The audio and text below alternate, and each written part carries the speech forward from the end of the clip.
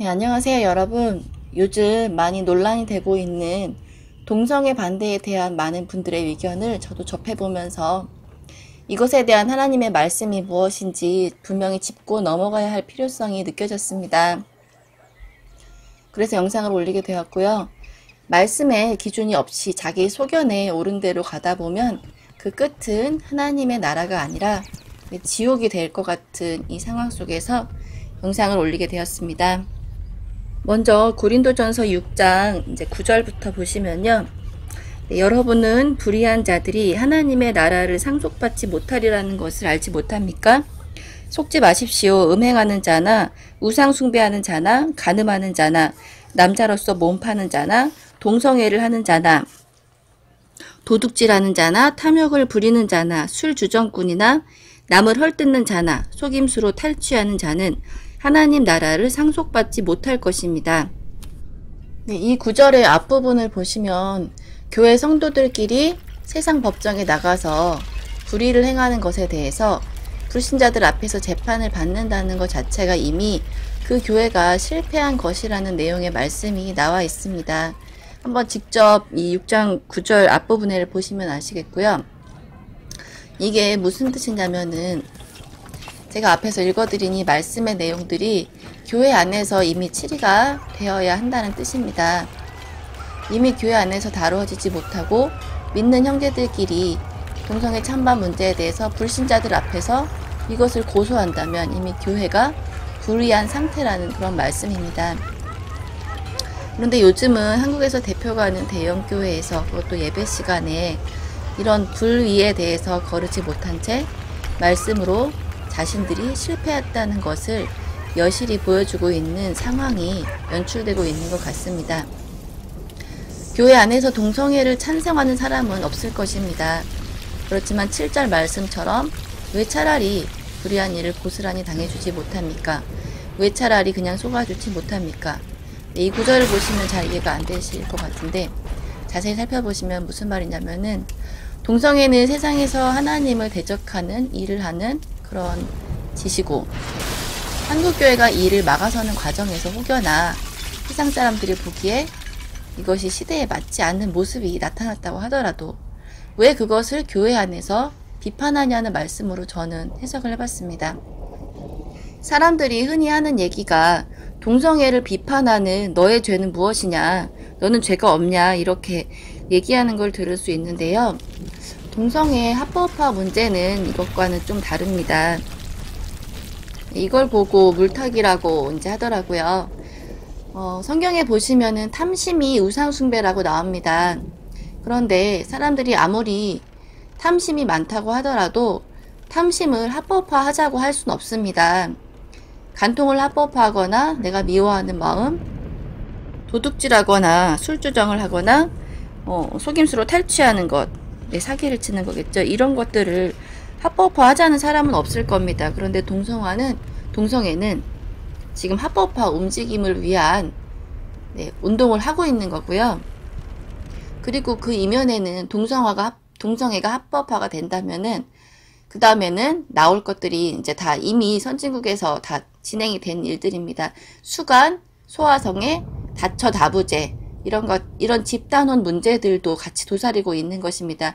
동성애를 취향으로 인정한다면은 방금 언급한 그런 일들도 이제 취향으로 받아들여지게 됩니다. 그렇지 않으면은 이게 평등에 어긋나게 되는 거거든요. 이것은 사회의 근간인 하나님께서 만드신 가정을 파괴하고 나아가서 사회를 파괴하는 일이 될 것입니다. 그럼 인류는 이제 스스로 자멸하고 멸망으로 가는 거겠죠. 제가 이 배경으로 올린 이제 폼페이 동영상이 있는데 이거를 좀 교훈으로 삼았으면 좋겠다는 생각이 들어서 제가 뒤 배경 화면으로 넣었거든요.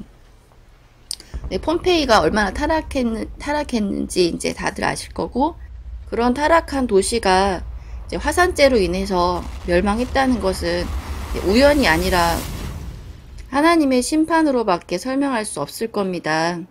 모든 세상에 일단 우연은 없죠. 최소한 그리스도인들에게 있어서 우연은 없습니다.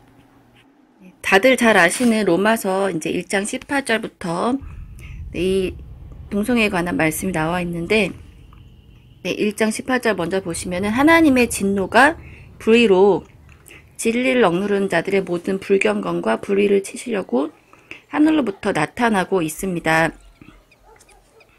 그 이유가 뭐냐면은 하나님을 알 수 있게 하나님께서 지어 놓으셨지만 오히려 하나님께 감사하거나 하나님께 영화롭게 하지 않고 자기는 생각에 허망한 대로 마음이 어리석고 어두워져서 스스로 지혜 있는 척하게 되었지만 어리석게 되었고 결국에는 하나님을 섬기지 않고 우상을 섬기게 되는 그런 상황이 된 거죠.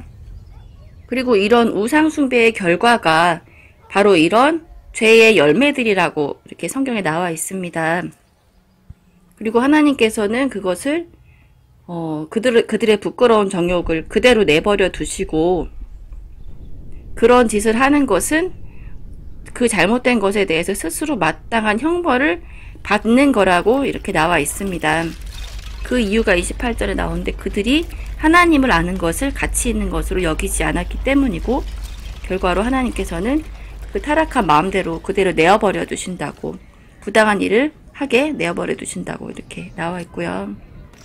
이것은 동성애뿐만이 아니라 또 온갖 불의와 사악과 탐욕과 악독으로 가득 차 있고 질투와 살인과 다툼과 사기와 악의로 가득합니다. 뒤에서 서로 수군거리고 서로 헐뜯고 하나님께서 미워하시며 무례하고 거만하고 허세를 부리며 악한 일들을 꾸며내고 부모에게 불순종하고 분별치 못하고 믿을 수 없고 인정이 없고 동정심이 없습니다. 그리고 이제 마지막 절 보시면은 32절에 이와 같은 짓들을 행하는 자들은 마땅히 죽어야 한다는 하나님의 법을 알면서도 자기들만 그런 일들을 행할 뿐만 아니라 그런 행동을 저지르는 자들을 옳다고 두둔하기까지 합니다. 이 구절들 보시면은 하나님께서 어떻게 이렇게 인간을 지으시고 인간을 사랑하신다고 하시면서 이렇게 무섭게 말씀하시나 생각할 수 있겠는데요. 제가 이제 계속 말씀드리지만 잘못된 것을 잘못되었다고 말해주고 혐오스러운 걸 혐오스럽다고 얘기하는 것은 결국은 그런 죄를 짓고 있는 사람들을 구해주는 일이 됩니다.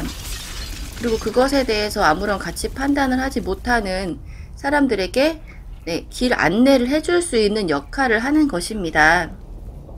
근데 다 이렇게 동성애 찬성하다 대세다 이렇게 얘기하는데 그것에 대해서 아무 말도 하지 않고 있다면은 아무것도 모르는 사람들은 그것이 맞다고 생각하고 자기가 죄라고 인식하지 못하는 상태에서 스스로 멸망의 길로 가게 되는 것입니다. 동성애자들이 이제 병을 얻어서 이제 요양원에 가게 되면은 그 동성애자들을 돌보는 사람들은 그 같은 동성애자들이 아닙니다. 이 동성애를 반대하는 기독교인들입니다. 정말 아이러니하지 않습니까? 그런데 이런 것에 대해서는 이제 세상을 말하지 않습니다.